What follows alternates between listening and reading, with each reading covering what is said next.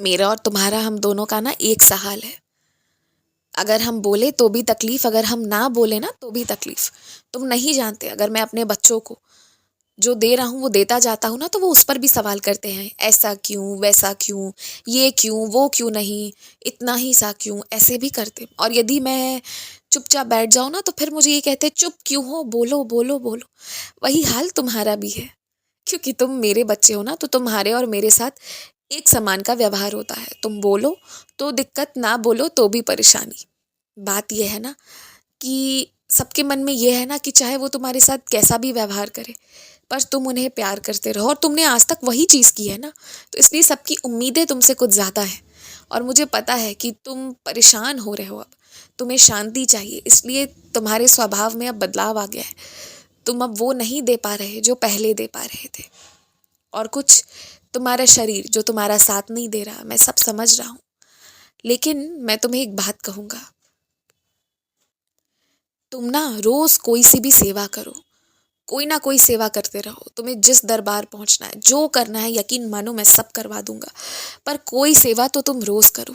चाहे तुम कुत्तों के लिए रोटी ले जाओ, या फिर तुम चींटियों को चीनी दे दो, या फिर तुम रोज अपने पौधों की सेवा करो।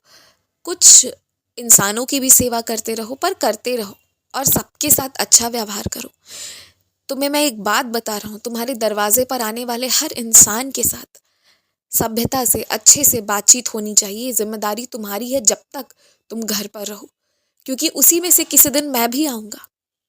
और यदि बाद में तुम्हें पता चलेगा ना कि तुमने मुझे डांटा, तुम मुझे तो तुम्हारे डांट में भी प्यार नजर आता है, लेकिन तुम्हें बहुत दुख होगा, ये मुझे पता है।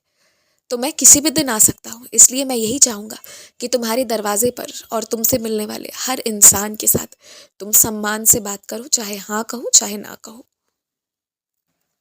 और तुम फिक्र मत करो, समय के पहले सभी इंसान का सब कुछ हाजिर हो जाएगा, उसकी चिंता तुम करो ही मत। मैंने ना तुम्हारी बातें, जिस बात को समझाने के लिए करवाई थी, तुमने उस बात को तो नहीं समझा, पर अन्य कुछ ज़रूरी बातों को समझ लिया है।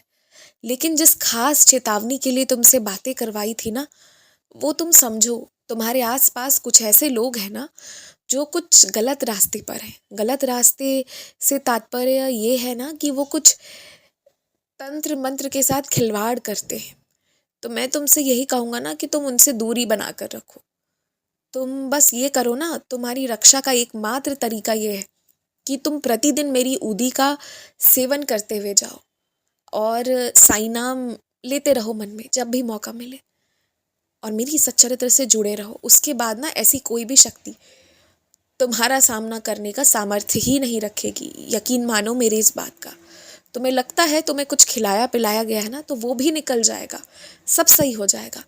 लेकिन तुम मेरी इस बात का ध्यान रखना, और जो लोग तुम्हें उन चीज़ों की बहुत ज़्यादा जानकारी दे रहे हैं ना, हाँ, जिनसे बातें करके तुम्हें नकारात्मक महसूस हो रहा है, तो तुम समझो कि वो सब क्यों हो रहा है। तुम्हारे एहसास सारे गलत नहीं है, इस बात को तुम्हें समझना है। और जिसका सामान लेकर आए हो, कम से कम अब उसे दे तो आओ। कुछ लोग इंतजार कर रहे हैं, और फिर उनका सबूरी टूट जाएगा। उनकी सबूरी तुम्हारी जितनी नहीं है,